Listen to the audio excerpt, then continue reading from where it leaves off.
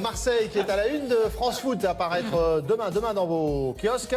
Marseille, c'est incroyable l'effervescence effectivement autour de cette équipe depuis Leipzig. On aurait pu remplir 3 fois le Vélodrome, paraît-il, avec face à Salzbourg. Demain dans le France Football, à la une Marseille, mais pour la 20e année consécutive, un dossier sur les salaires des stars. Et cette saison, c'est Léo Messi qui remporte la mise, mais alors de très très loin, 126 millions d'euros de revenus global pour Léo Messi, 86,9 millions en salaire, rien qu'en salaire, 86,9 millions. Pour vous donner un ordre d'idée, Cristiano Ronaldo, qui est deuxième, c'est 94 millions d'euros de revenus et 44 millions de salaire. Un dernier temps de passage, Messi, c'est le premier footballeur de l'histoire à passer le cap, la barre des 100 millions d'euros de revenus.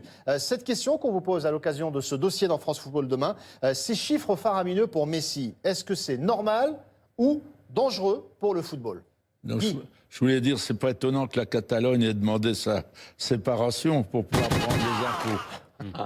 Il y en a à prendre avec. Mais non, c'est non, parce qu'ils ne payent pas les impôts là-bas. Non, pour répondre à la question. Étienne, c'est normal ou c'est dangereux? Pour moi, c'est normal d'un côté parce que c'est Messi et que c'est le meilleur joueur du monde et que c'est jamais si cher que ça. Quand on a un joueur comme Messi, ce sont les joueurs moyens ou les mauvais joueurs qui sont trop payés. Les très bons, finalement, ça peut se comprendre.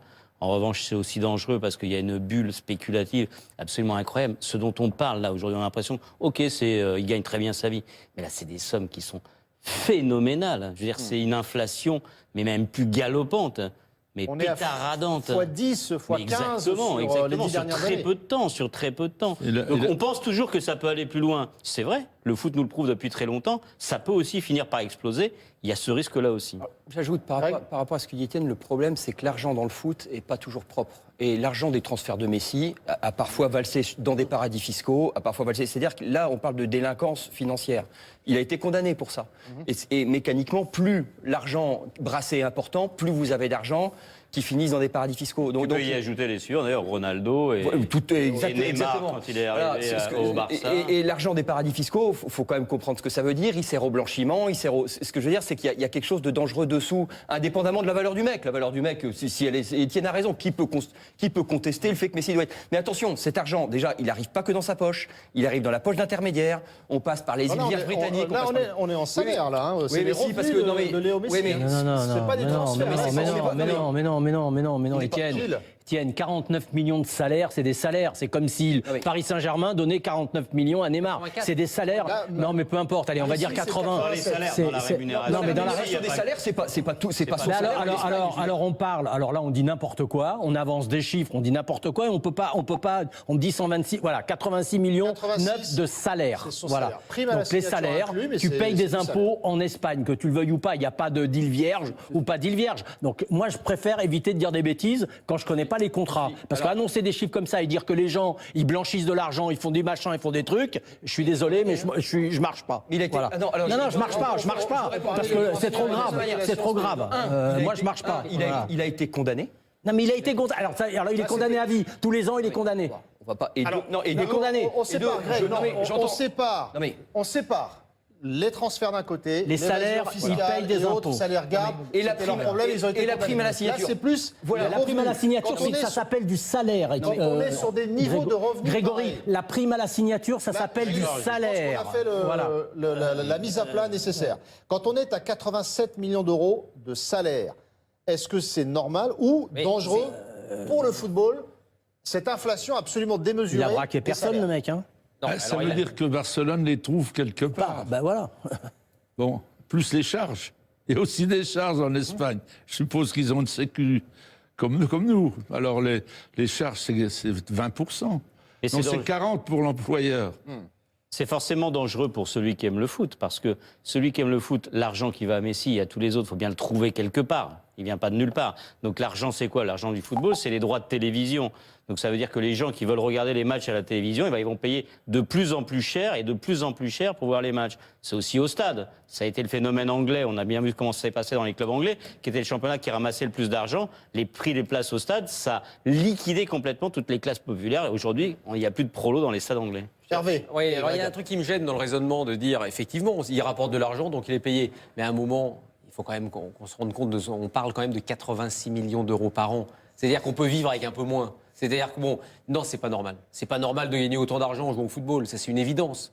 C'est-à-dire, alors même si ça rapporte, parce qu'il n'est pas seul, mais s'ils sont 11 joueurs, etc. Mais je dis pas que c'est pas plus normal qu'une star du showbiz gagne 50 ou 60 millions d'euros sur un film qu'on voyait qu'il y a je sais pas combien de gens qui ont rien. Non mais c'est un moment, faut quand même un moment dans une société, faut comprendre quand même qu'il doit y avoir un juste milieu. Maintenant, je voudrais expliquer. Guy et Greg après, promis. J'ai pas eu. Bon, fini mon truc. On a compris que vous étiez offusqué. Non, mais même pas. Raymond Coppa et Di Stefano jouaient à Bernabéu, en Espagne, ça aurait pu être à Barcelone, devant 100 000 personnes, 2 fois par mois. C'était la seule recette du Real Madrid. Plus, les supporters, ils payaient à la semaine leur place, leur abonnement, et aussi le fait qu'ils avaient un peu le pouvoir démocratique sur le club. Donc, 100 000 personnes, ça faisait 200 000 billets, et avec ça, on payait combien? 11 joueurs qui jouaient plus les remplaçants, 20 joueurs.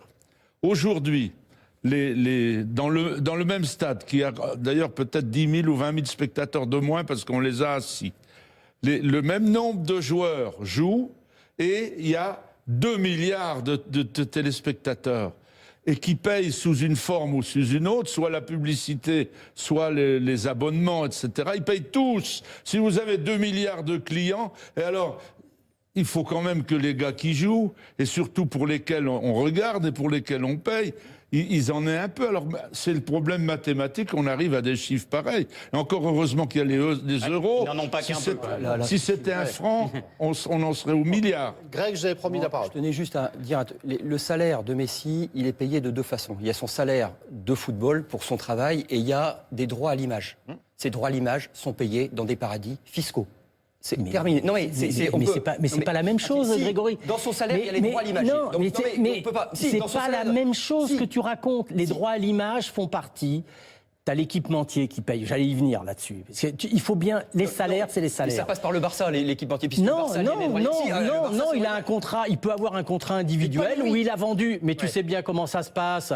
Un joueur vend son identité à une société. Non, à une société. Cette société peut être, comme tu le disais tout à l'heure, dans des paradis. Mais ça n'a rien à voir. C'est Nike qui paye une société, ou c'est Gillette, ou je sais pas quoi. C'est pas le salaire. C'est pas le salaire. Oui, non, mais tu peux pas dire, voilà, les salaires, les machins, les trucs. Les salaires, tu payes des impôts. Voilà.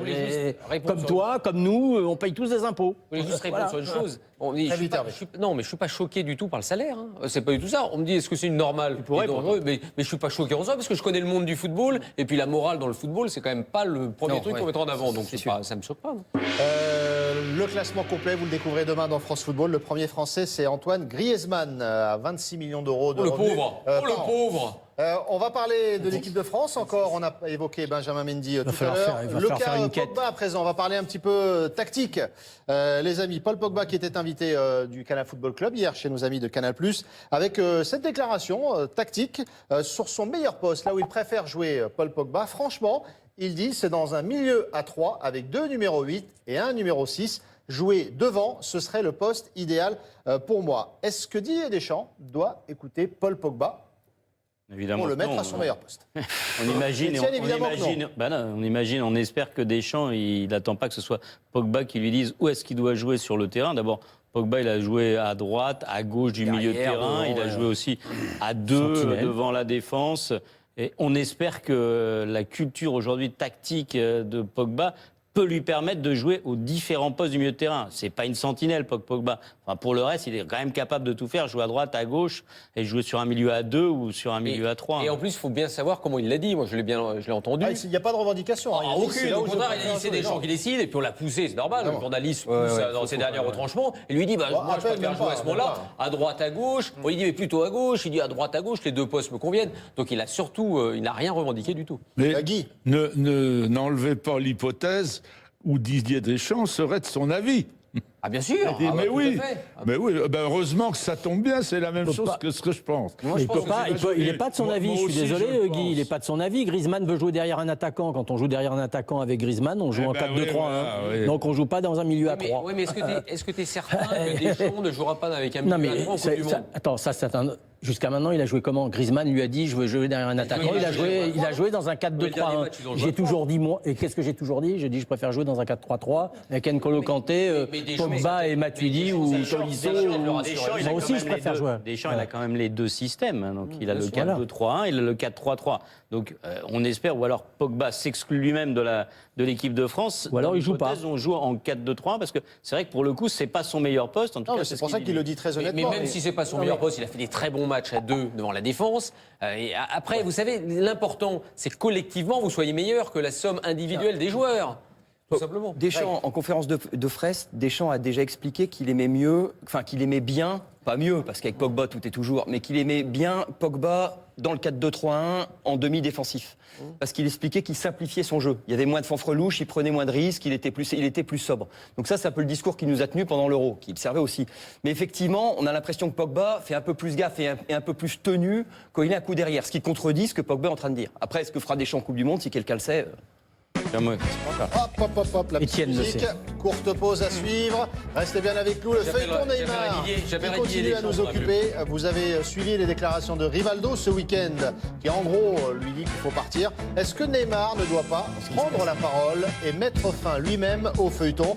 On parlera de Monaco qui est en grand danger et puis des images absolument exceptionnelles du côté de Naples. La folie après la victoire face à la Juve. Courte pause et l'équipe du soir revient.